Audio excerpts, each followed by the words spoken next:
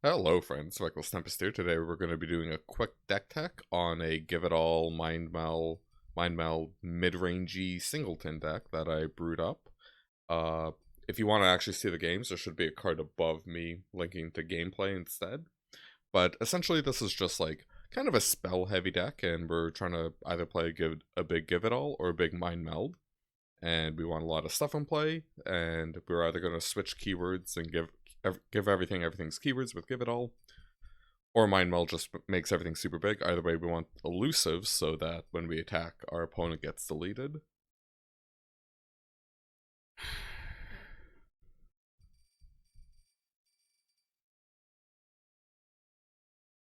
So, with that quick summary out of the way, let's just do a quick breakdown of cards in the deck. We got Poro Cannon.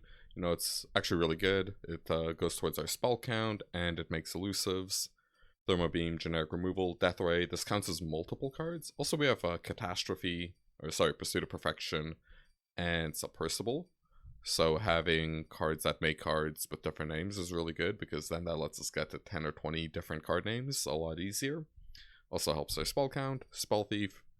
Usually our opponents play good cards, making copies of them pretty good. Again, 2 cards in 1. Zoe, you know, very good Targon champion, very good early gameplay. Ballistic Bot makes cards, you know, great thing.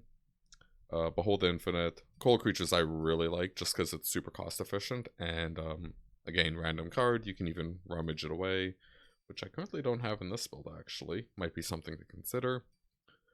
Diana, just like an efficient anti-aggro card. I made a lot of deck building considerations towards aggro, since I do think it's the best archetype in Singleton. I've made a lot of videos on that, and I just think if you're not playing a Singleton burn deck, like, you gotta be prepared to beat the shit out of it.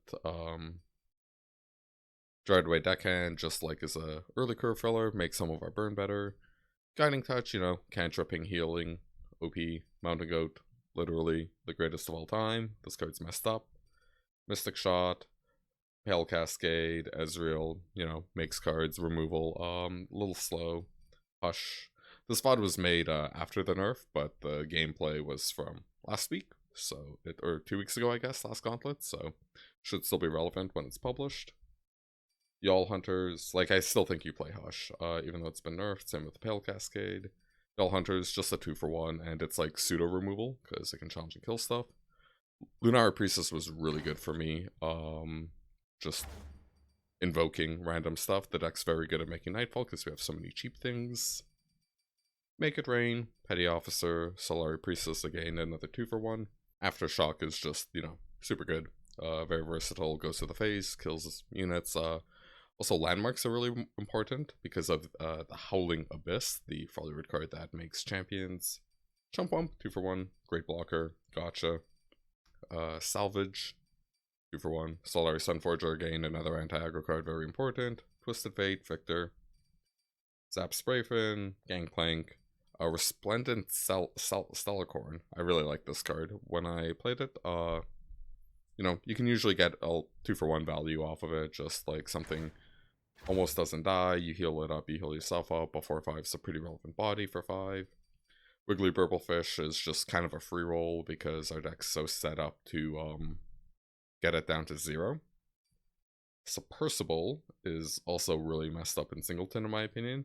I recently cut it out of the Singleton burn deck because it was kind of inconsistent, but in this deck it's just way easier to trigger. Eclipse Dragon for some of that late game value. Where to went over Mind Meld. I really like True Shot Barrage because it's actually kind of an anti-aggro card if you bank on turn 3 and fire off on turn 4.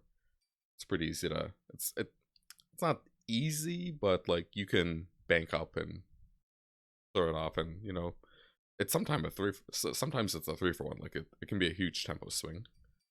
Plaza Garden, also similar to Wiggly Burblefish, ends up being very cheap. Infinite Mind Splitter, this card's just really good, and like, you do need some big game stuff just so when you play against the other control or ramp decks, you have action. And yeah, we already went over Give It All. So yeah, this is a nice value based mid-range deck with lots of like wiggly ways to win. So yeah, let's, you know, if you try it out, codes in the description. Gameplay should be somewhere around here, should be a link to it. And good luck, and see you next time.